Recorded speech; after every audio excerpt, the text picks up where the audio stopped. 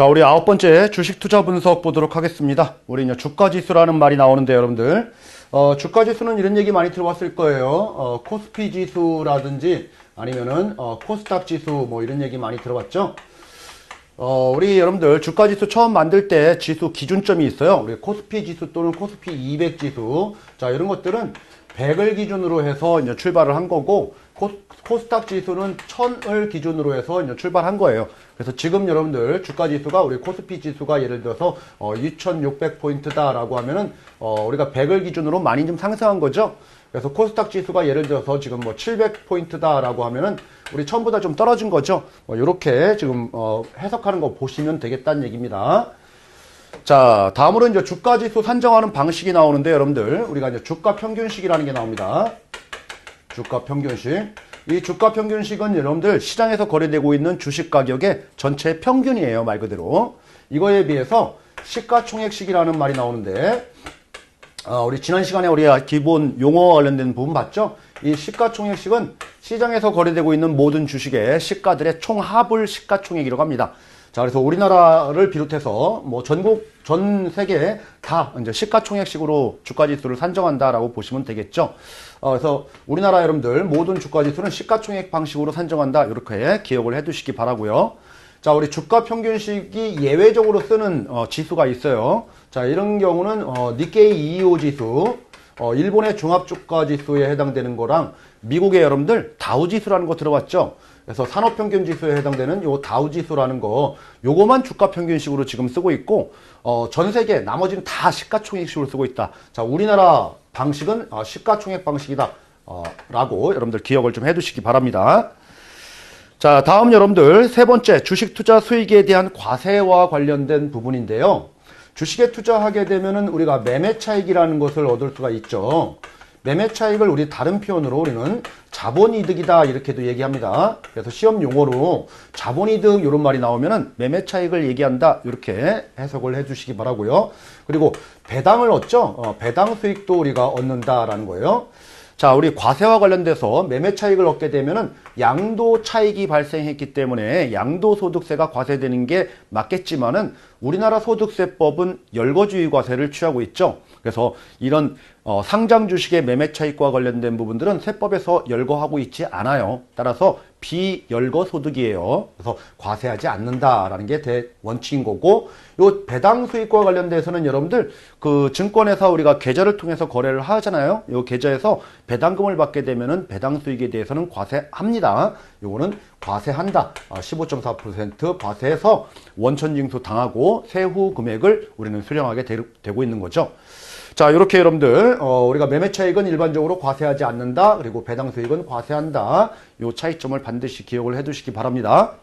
자, 물론 예외적인 경우로 여러분들 대주주가 거래를 했을 경우에는 과세합니다. 그리고 상장 주식 이외에 비상장 주식과 관련된 부분 매매 차익에 대해서는 과세하도록 세법에 열거를 하고 있어요. 근데 일반적인 경우는 과세하지 않는다라는 거죠. 자, 다음 여러분들 우리 배당과 관련된 부분, 요 배당과 관련된 부분들은 주식 한 주당 얼마씩 배당하겠다라고 해서 한 주당 배당을 하는 거예요. 10주당 배당을 하는 게 아니고.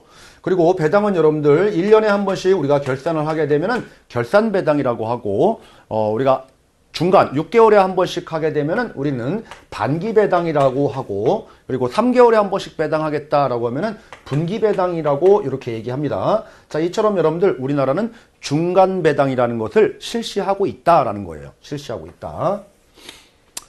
자, 다음 또 보죠.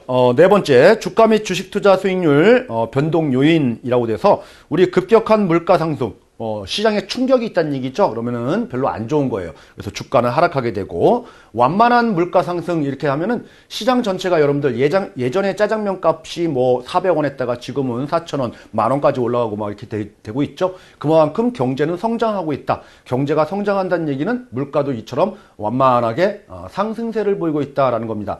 이 말은 뭘까요?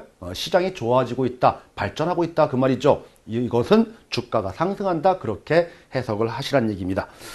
자, 다음 여러분들 금리가 상승했다라고 하면은 무슨 뭐 다양한 해석이 존재할 수도 있겠지만은 우리 단순하게 생각하자고요. 자, 금리가 오르게 되면은 우리가 기업 입장에서 보면은 비용이 너무 많이 들어요. 그래서 투자를 할 수 있는 부담감이 많이 존재하는 거죠. 그리고 금리가 상승하면은 일반적인 사람들은 저축을 많이 하는 거지 소비를 많이 안 하게 된다라는 겁니다. 이처럼 금리가 상승했을 경우에는 우리가 기업 입장에서 보면은 별로 좋지 않다라는 거죠.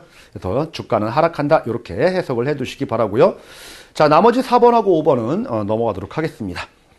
자, 우리 5번 보겠습니다. 자, 주식시장의 상승 신호. 우리 시그널이라는 게 있어요. 어떨 때 주식시장이 좋아지느냐라는 거죠.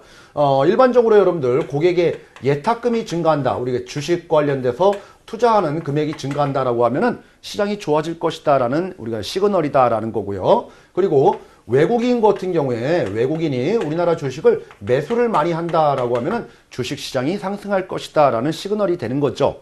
자, 그리고 수출 같은 경우와 수입 관련돼서 우리 수출 쪽이 좀 증가하게 되면은 우리나라 대외 경제력이 상승하니까 주가는 상승할 것이다라는 시그널이에요.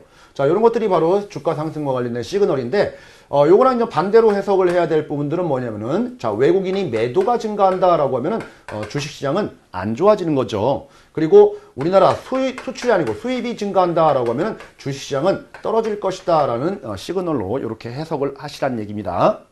자, 다음에 나오는 내용이 뭐냐면은 우리 경기 선행지수라는 게 나옵니다. 경기 선행지수.